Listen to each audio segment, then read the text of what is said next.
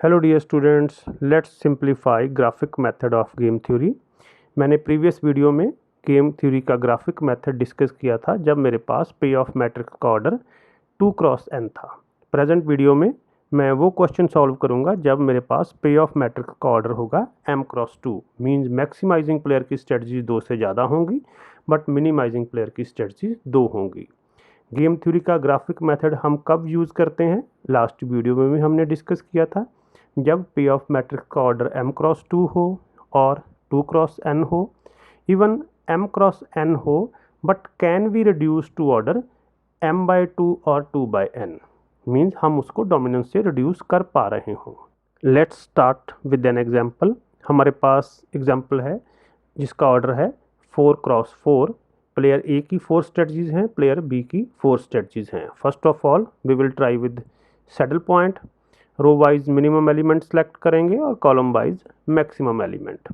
लेकिन हमारा मैक्सिमिन और मिनी मैक्स इक्वल नहीं आ रहा, it means saddle point exist नहीं कर रहा। नेक्स्ट हम ट्राई करेंगे डोमिनेंस मेथड।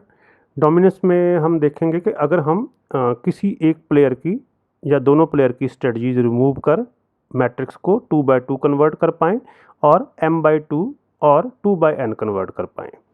तो सबसे पहले मैं आपको एक बार रिमाइंड करवा रहा हूँ। डोमिनेंस मीन्स जब हम रो वाइज कंपेयर करते हैं तो रो के सभी एलिमेंट दूसरी रो से स्मॉलर होते हैं, वो रो एलिमिनेट कर दी जाती है। और कॉलम वाइज जब किसी कॉलम के सभी एलिमेंट दूसरे कॉलम से लार्जर और इक्वल हों तो हम लार्जर वाला कॉलम एलिमिनेट कर देते हैं। प्रेजेंट क्वेश्चन में रो वाइज पॉसिबिलिटी नहीं बन पा रही, कॉलम वाइज फर्स्ट और सेकंड कॉलम को कंपेयर कर रहे हैं। तो फर्स्ट कॉलम के सभी एलिमेंट सेकंड कॉलम से लार्जर हैं तो first column eliminate. Similarly second और थर्ड को कंपेयर किया तो थर्ड के सभी एलिमेंट सेकंड से लार्जर हैं तो थर्ड भी एलिमिनेट हो गया। फाइनल जो हमारे पास फर्दर डोमिनेंस पॉसिबल नहीं है, जो मैट्रिक्स बन रहा है वो बन रहा है 4x2। मैक्सिमाइजिंग प्लेयर की स्ट्रेटजीज 4 हैं और मिनिमाइजिंग प्लेयर की स्ट्रेटजीज 2 हैं। It means graphic method possible है। ग्राफिक मेथड में हम जिस प्लेयर की स्ट्रेटजीज 2 होती हैं उस प्लेयर को हम प्रोबेबिलिटी अलॉट करते हैं। जैसे प्लेयर बी की सेकंड स्ट्रेटजी की प्रोबेबिलिटी हम x1 अज्यूम कर रहे हैं और फोर्थ स्ट्रेटजी की x2। Some of probability 1 assume करेंगे और प्योर के अकॉर्डिंगली जब प्लेयर सेकंड स्ट्रेटजी यूज़ करेगा इट मीन्स उसकी प्रोबेबिलिटी 1 अज्यूम करेंगे और x2 की प्रोबेबिलिटी 0 और वाइस वर्सा। मीन्स जब हम x2 की प्रोबेबिलिटी 1 अज्यूम करेंगे तो x1 की 0। इसके अकॉर्डिंगली हम इक्वेशन डेवलप करेंगे। जैसे मेरे पास ए की सभी 4 स्ट्रेटजीज हैं, उनको मैं कॉरस्पॉन्डिंग मल्टीप्लाई करूँगा बी की अज्यूम्ड प्रोबेबिलिटी से।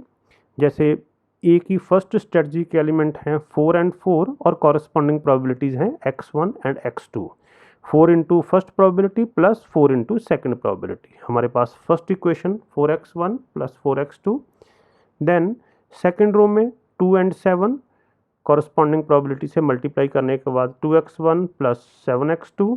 And similarly third 5x1 plus 3x2 and fourth 6x1 plus 2x2। हमारी सभी इक्वेशन डेवलप हो गई। अब इन इक्वेशन के लिए हम ग्राफ ड्रॉ करेंगे। ग्राफ में हम देखते हैं कि हमें कौन से वैल्यूज़ की रिक्वायरमेंट हैं। एज पर मैट्रिक्स जो हमारी वैल्यूज़ हैं 2 से लेकर 7 तक जा रही हैं, तो हम दोनों साइड में एक x1 के अकॉर्डिंगली ग्राफ की लाइन प्लॉट करेंगे, एक सेकेंड प्रोबेबिलिटी x2 के अकॉर्डिंगली। मीन जब x1 की वैल्यू हम 1 अज्यूम करेंगे तो जो इक्वेशन की वैल्यू आएगी वो x1 साइड में प्लॉट करेंगे। जब x1 की वैल्यू 0 अज्यूम करेंगे इट मीन्स x2 की वैल्यू 1 होगी। बिकॉज प्रोबेबिलिटी का सम 1 हो रहा है तो एक बार हम फर्स्ट को 1 लेंगे, सेकंड टाइम हम सेकंड प्रोबेबिलिटी को 1 अज्यूम करेंगे। तो सेकंड टाइम जब x2 की वैल्यू 1 होगी तो जो वैल्यू हमारी निकलेगी इक्वेशन की उसे हम x2 साइड में प्लॉट करेंगे। सबसे पहले मैं ग्राफ ड्रॉ कर रहा हूँ। मेरे पास ग्राफ दोनों साइड में x1 का 0 से 8 तक मैंने ड्रॉ कर लिया बिकॉज 2 से 7 तक पॉइंट था, और सिमिलरली x2 साइड में मैंने 0 से लेकर 8 तक ड्रॉ कर लिया। अब इसके बाद मैं 1 by 1 सभी इक्वेशन की वैल्यू फाइंड आउट करूँगा। फर्स्ट इक्वेशन थी 4x1 प्लस 4x2। इसमें हम फर्स्ट ऑफ ऑल x1 की वैल्यू 1 अज्यूम कर रहे हैं, इक्वेशन वैल्यू आ रही है 4। सेकेंड टाइम x1 की 0 और x2 की 1, अगेन इक्वेशन वैल्यू 4 आ रही है। तो मैं ग्राफ में दोनों साइड में 4 से 4 ज्वाइन कर दूंगा, x1 साइड में भी 4 और x2 साइड में भी 4। ये मेरी फर्स्ट इक्वेशन ड्रॉ हो गई। अब second equation 2x1 plus 7x2 और वैल्यूज़ आ रही हैं मेरी 2 and 7, x1 साइड में 2 और x2 साइड में 7।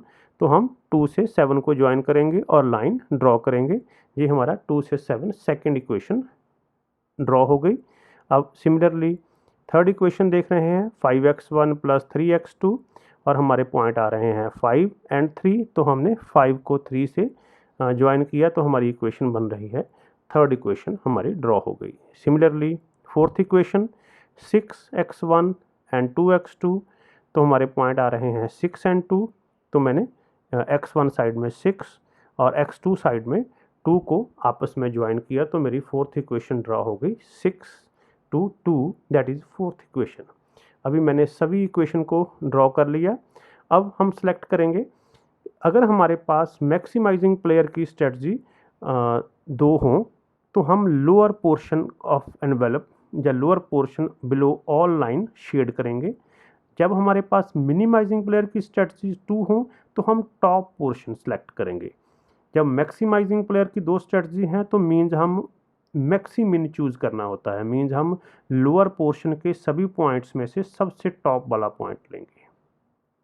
लेकिन जब हमारे पास मिनिमाइजिंग प्लेयर की 2 स्ट्रेटजीज हैं, दैट टाइम मीन्स हमें मिनी मैक्स सेलेक्ट करना है। तो हम मैक्सिमम पॉइंट सभी चूज़ करेंगे, means top of graph shade करेंगे और उसका लोएस्ट पॉसिबल पॉइंट लेंगे। तो एट प्रेजेंट केस में हमारे पास मिनिमाइजिंग प्लेयर की 2 स्ट्रेटजीज हैं। इट मीन्स हम टॉप पोर्शन को शेड करेंगे और इसमें से हम लोएस्ट पॉसिबल पॉइंट चूज़ करेंगे। हमारे पास 3 पॉसिबल पॉइंट्स आ रहे हैं, ए, बी और सी। इसमें से तीनों में से लोएस्ट पॉसिबल पॉइंट्स है बी, तो इट मीन्स बी हमारा ऑप्टिमम पॉइंट हो गया। लेकिन अब हम देखेंगे कि बी पर कौन सी 2 स्ट्रेटजीज इंटरसेक्ट कर रही हैं। 2 स्ट्रेटजीज जो बी पॉइंट पर इंटरसेक्ट करेंगी वही हमारी ऑप्टिमम स्ट्रेटजीज होंगी। इन प्रेजेंट केस हमारी सेकंड स्ट्रेटजी और फोर्थ स्ट्रेटजी बी पॉइंट पर इंटरसेक्ट कर रही हैं। तो हमारी सिलेक्टेड स्ट्रेटजीज हो गई 2 and 4।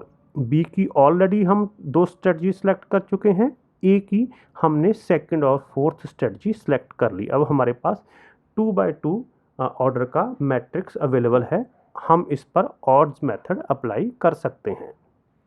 एज पर ऑड्स हम क्या करते हैं, जो फर्स्ट रो का डिफरेंस होता है, इग्नोरिंग द साइन हम सेकंड रो के सामने नोट डाउन करते हैं। 2 - 7 दैट इज़ 5, हम नेगेटिव नहीं लिखेंगे because odds are always positive. Second row का डिफरेंस है 6 - 2 दैट इज़ 4, उसे हम फर्स्ट रो के सामने लिखेंगे। Similarly column wise first column का difference 2 - 6 that is 4, ignoring the negative, और जो सेकंड कॉलम है उसमें 7 और 2 का डिफरेंस आ रहा है 5, उसे हम फर्स्ट कॉलम के सामने लिखेंगे। और वैल्यू ऑफ गेम कैसे निकालते हैं, जो हमारे ए प्लेयर की फर्स्ट स्ट्रेटजी का फर्स्ट एलिमेंट है दैट इज़ 2, उसको ऑड से मल्टीप्लाई करेंगे जो उसके सामने ऑड है 2 × 4, plus second element second row का फर्स्ट एलिमेंट दैट इज़ 6, उसे मल्टीप्लाई करेंगे उसके सामने वाले ऑड से। इन दोनों का सम करने के बाद डिवाइड करेंगे sum of odd that is 9। So 2 × 4 plus 6 × 5 divided by 9, तो हमारी वैल्यू ऑफ गेम आ रही है 38 डिवाइडेड बाय 9। सिंप्लीफाई करने के बाद 4.22। नेक्स्ट अब हम इसकी प्रोबेबिलिटी फाइंड आउट करेंगे। प्रोबेबिलिटी होती है odd value divided by sum of odd. A की ऑड वैल्यू है सेकंड स्ट्रेटजी का 4 divided by sum of odd that is 9, and fourth strategy की वैल्यू है 5 divided by sum of odd that is 5/9। Similarly B की second strategy की odds हैं 5 और probability होगी 5 divided by sum, and fourth strategy का odd है 4 divided by sum of values that is 9। तो हमारी सेकंड स्ट्रेटजी ए की प्रोबेबिलिटी 4/9, फोर्थ की 5/9। सिमिलरली बी की सेकंड की 5/9 और फोर्थ की 4/9।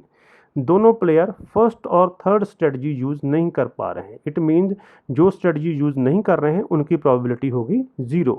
तो ए की प्रोबेबिलिटीज आएंगी हमारे पास 0, 4/9, 0, 5/9, और बी की होंगी 0, 5/9, 0 4/9 और वैल्यू ऑफ गेम होगी हमारे पास 4.22। आई होप आपको क्लियर होगा।